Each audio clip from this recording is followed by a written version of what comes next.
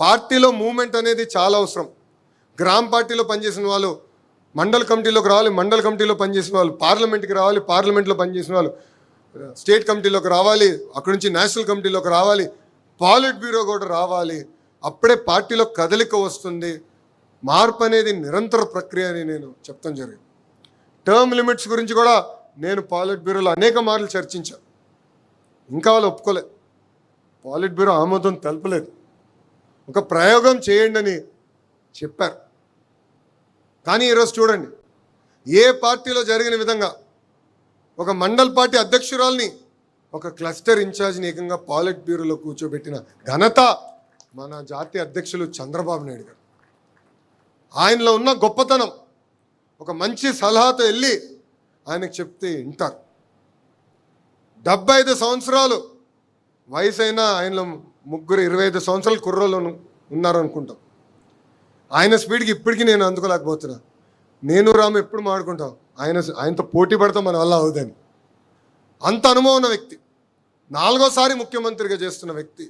ఇప్పుడు కూడా అందరి దగ్గర నుంచి ఫీడ్బ్యాక్ తీసుకున్నప్పుడు మనం కూడా ఎంత ఫీడ్బ్యాక్ తీసుకోవాలో దయచేసి ఇక్కడున్న నాయకులందరూ కూడా కోరుతున్నాం. మనం చూసాం ఒక గుజరాత్ రాష్ట్రంలో, అదేవిధంగా ఒడిస్సా రాష్ట్రంలో కంటిన్యూస్గా ఒకే ప్రభుత్వం ఏర్పడింది. దానివల్ల వాళ్ళు ఎంత అభివృద్ధి చేసుకోగలిగారో మనందరం చూస్తున్నాం. 5 సంవత్సరాలు గడిచిన 5 సంవత్సరాలు మనం చాలా నష్టపోయాం. ఒక విధ్వంస పాలన మనం చూసాం. అందుకే మనందరం కష్టపడాలి, ఆర్నిసలు పోరాడాలి. 2029లో మళ్ళీ ఎన్డీఏ ప్రభుత్వ అధికారంలోకి వచ్చే విధంగా మనందరం పనిచేయాల్సిన అవసరం ఉంది. మీ అందరూ తెలుసు, కేంద్రంలో ప్రధానమంత్రి నరేంద్ర మోడీ గారు, రాష్ట్రంలో చంద్రబాబు నాయుడు గారు ఒక డబుల్ ఇంజన్ బుల్లెట్ ట్రైన్ సర్కారు నడుస్తుంది. విశాఖ ఉక్కే ఒక అద్భుతమైన ఉదాహరణ. ఇక్కడున్న విశాఖపట్నం చెందిన శాసనసభ్యుల నాయకులు కూడా తెలుసు, విశాఖ ఉక్కుని ప్రైవేటీకరణ జరగకుండా ఆపగలుగుతామా, సుమారుగా 15,000 కోట్ల రూపాయలు ఖర్చు అవుతుంది, ఇది సాధించుకోగలుగుతామా అని సందేహాలు మనలోనే ఉండేది. అలాంటిది వేదిక మొన్న కేంద్ర మంత్రులు పెమ్మసాని గారు కానివ్వండి, అటు రాము కానివ్వండి, ఎస్ ఇది సాధించుకోగలుగుతాం, మాట్లాడదాం, పోరాడదాం అని చెప్పారు. కేంద్రంలో ఉన్న కేంద్ర ఆర్థిక శాఖ మార్చులు నిర్మలా సీతారామన్ గారిని అర్ధరాత్రి 12 కలిసి, ఇప్పుడు కూడా ఆ ఫోటో మా దగ్గర ఉంది, విశాఖ ఉక్కు గురించి చర్చించారు. వదిలిపెట్టలేదు, ఇది మాకు కాపాడుకోవాలి, ఒక సెంటిమెంట్ మాకు ఇదని చెప్పి. కేంద్రంలో మనం బలపరిచిన ప్రభుత్వం ఉంది కనుక, మన ప్రభుత్వం ఉంది కనుకనే విశాఖ ఉక్కుని ఈరోజు కాపాడుకోగలిగినాం, రైల్వే జోన్ సాధించుకోగలిగినాం. త్వరలో కర్నూలుకి హైకోర్టు బెంచ్ కూడా తీసుకురాబోతున్నాం. ఆగిపోయిన అమరావతి పనులు ఈరోజు వేగంగా ముందరికి నడుస్తున్నాయి. భారతదేశంలో ఏ రాష్ట్రానికి పార్లమెంట్ సాక్షిగా ఇది రాజధాని అని చెప్పలేదు, ఒకే ఒక అమరావతికి చెప్పారు. అది ఎందుకు జరిగిందంటే కేంద్రంలో మన ప్రభుత్వం ఉంది. పోలవరానికి ప్రత్యేక నిధులు తీసుకొచ్చాం. ఆగిపోయిన పనుల్ని వేగంగా ఈరోజు మనం ముందరికి తీసుకెళ్తున్నాం. అంతేకాదు, మన రాష్ట్రంలో పవన్ అన్న ఉన్నారు. నేను ఎన్నో మార్లు చెప్పా, ప్రత్యేకంగా చంద్రబాబు నాయుడు గారిని అరెస్ట్ చేసినప్పుడు పవన్ అన్న ఆయన్ని కలిసిదానికి వచ్చారు. మేము కలిసిన తర్వాత ప్రెస్ మీట్ పెట్టి అక్కడ బస్సులో కుటుంబం అంతా ఉంటే కలవాలని నేను వచ్చాను. అప్పుడు ఆయన ఒక్కటే ఒక మాట చెప్పాడు, లోకేష్ ఒక పెద్దన్నగా నీకు నేను అండగా నిలబడతాను, నీకు ఏ సమస్య ఉన్నా నాకు ఫోన్ చేయి అని చెప్పిన వ్యక్తి పవన్ అన్న. ఈరోజు చాలా స్పష్టంగా ఆయన చెప్తున్నారు, కనీసం 15 సంవత్సరాలు చంద్రబాబు నాయుడు గారి నాయకత్వంలో ఎన్డీఏ ప్రభుత్వం ఏర్పడాలి, కలిసికట్టుగా మనం పనిచేయాలని. మొన్న ఒక ఇంటర్వ్యూలో పొరపాటున నేను 2029 కూటమి గెలుస్తుందని చెప్పా. ఇమ్మీడియట్గా ఆయన ఫోన్ చేసి, నేను 3 టర్ములు అంటే నువ్వు వచ్చే టర్మే అంటావు ఏంటని నాతో దెబ్బలాడిన వ్యక్తి పవన్ అన్న. పొత్తు ధర్మం అందరం పాటించాలి. కలిసికట్టుగా పోరాడాలి.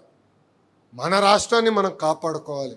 దీనికి మనందరి సహకారం చాలా చాలా అవసరం. ఇంకా మన రాష్ట్రంలో గౌరవ ముఖ్యమంత్రి గారు చెప్పినట్లు క్రెడిట్ చోరీ జబ్బున్న నాయకుడు ఉన్నాడు. సారీ, మన రాష్ట్రంలో కాదు, బెంగళూరులో ఉంటాడు ఆయన. ఇప్పుడు అయింది బెన్ తాహై.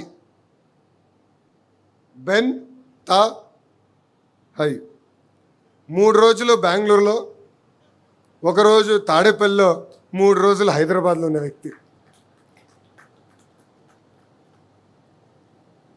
ఒక కంపెనీ తీసుకురారు, ఒక పని పూర్తి చేయరు. మనం తీసుకొస్తేమో మేం చేసామంటారు. విచిత్రం ఏంటంటే గూగుల్ ఒక అద్భుతమైన ఉదాహరణ.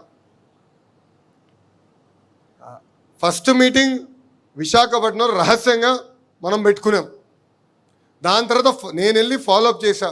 మళ్ళీ వాళ్ళు వచ్చి గౌరవ ముఖ్యమంత్రి గారిని కలిశారు.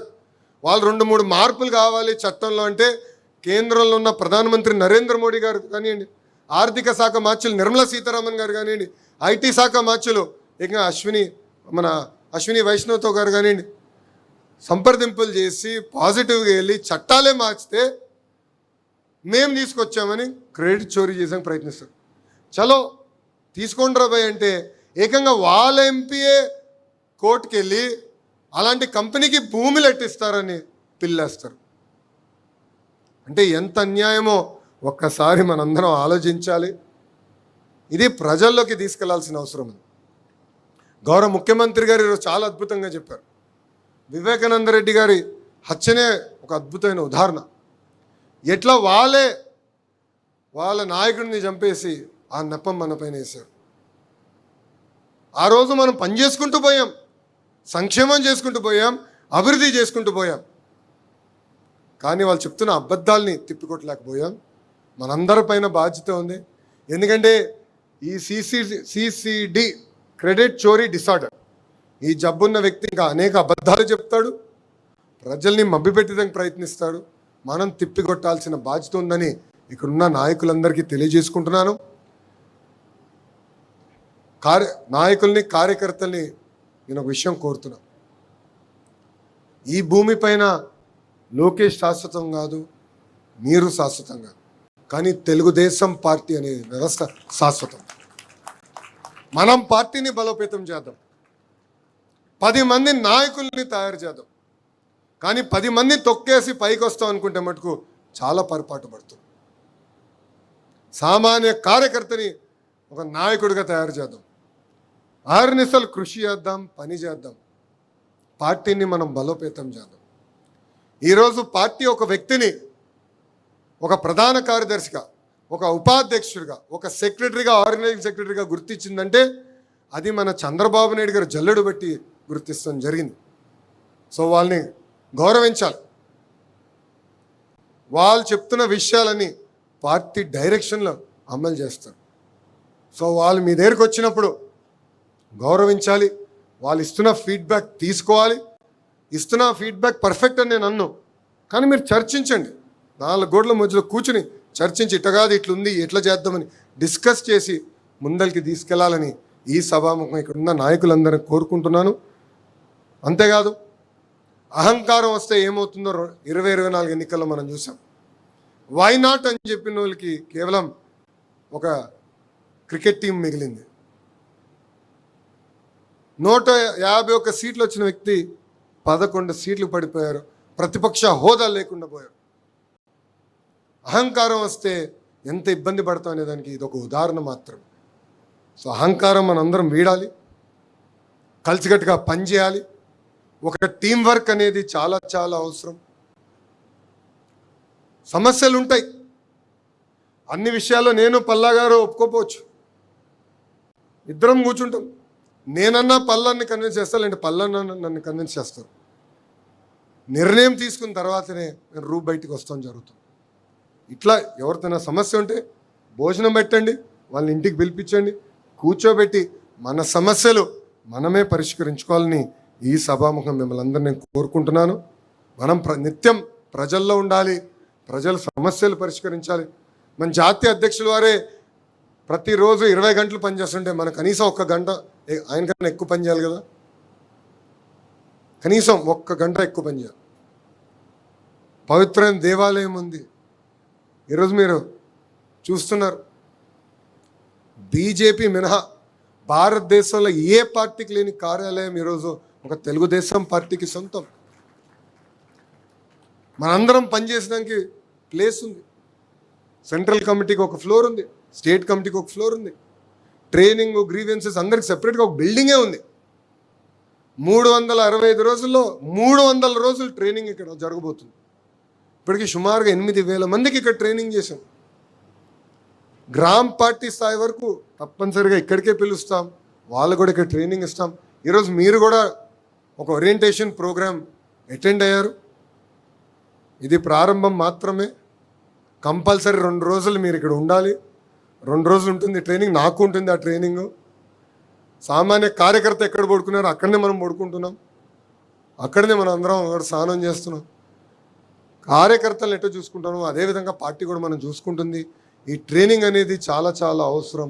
ఈ ట్రైనింగ్ ప్రోగ్రామ్కి అందరూ సహకరించాలని ఈ సభాముఖం కోరుకుంటూ, ఇంత చిన్న వయసులో నాకు అద్భుతమైన అవకాశం ఇచ్చారు మీరందరూ. వాస్తవంగా నేను ఈరోజు ఈ స్థాయికి వచ్చాను, ఆ కుర్చీలో నేను కూర్చోగలుగుతున్నానంటే దానికి కారణం వేదిక ముందున్న నాయకులు, రాష్ట్ర వ్యాప్తంగా ఉన్న 1 కోటి మంది కార్యకర్తలు. మీ త్యాగాలతో నేను ఈరోజు ఈ స్థాయికి వచ్చాను. ఆ రోజు మీరు నాతో నడిచారు కనుకనే యువగలం పాదయాత్ర సక్సెస్ అయింది. నా వెనక్కు ఉంటూ నన్ను ప్రోత్సహిస్తూ ముందరికి తీసుకెళ్తున్నారు. ఏ చిన్న సమస్యనే మీ అందరి దగ్గర నా నంబర్ ఉంది. తిట్టేది నన్నే, పొగిడేది నన్నే, 2 సమానంగా నేను స్వీకరిస్తున్నాను. మీరు ఇస్తున్న ప్రతి ఫీడ్బ్యాక్ని నేను సీరియస్గా తీసుకుంటున్నా, గౌరవ అధ్యక్షులతో చర్చిస్తున్నా. కానీ ఈరోజు ఒక నేషనల్ వర్కింగ్ ప్రెసిడెంట్గా నన్ను మీరందరూ నియమించినందుకు నా హృదయపూర్వక ధన్యవాదాలు తెలుపుకుంటున్నాను. ఈ బాధ్యతను నేను స్వీకరిస్తూ ఆర్ఎన్ఎస్ఎల్ కృషి చేస్తా.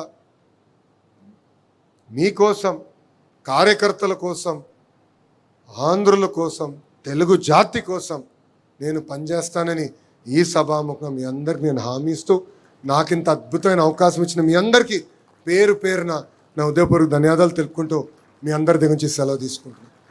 జోహార్ అన్న ఎన్టీఆర్, జోహార్ అన్న ఎన్టీఆర్. చంద్రబాబు నాయుడు గారి నాయకత్వం, చంద్రబాబు నాయుడు గారి నాయకత్వం. జై తెలుగుదేశం, జై తెలుగుదేశం. అందరికీ నమస్కారం. మీలో ఒకడిని, మీ వాడిని, అన్నగారి కుటుంబంలో అతి చిన్నవాడిని మనం అందరం కలిసి ఈ కుటుంబ గౌరవాన్ని, ప్రతిష్టని పెంచుదామంటూ మనందరితో భావాన్ని పంచుకున్నటువంటి నూతనంగా ఎన్నికైనటువంటి వర్కింగ్ ప్రెసిడెంట్ గారికి ధన్యవాదాలు తెలియజేసుకుంటూ, ఈ లెఫ్ట్ సైడ్ రూమ్లో ఫోటో సెషన్ ఉంది.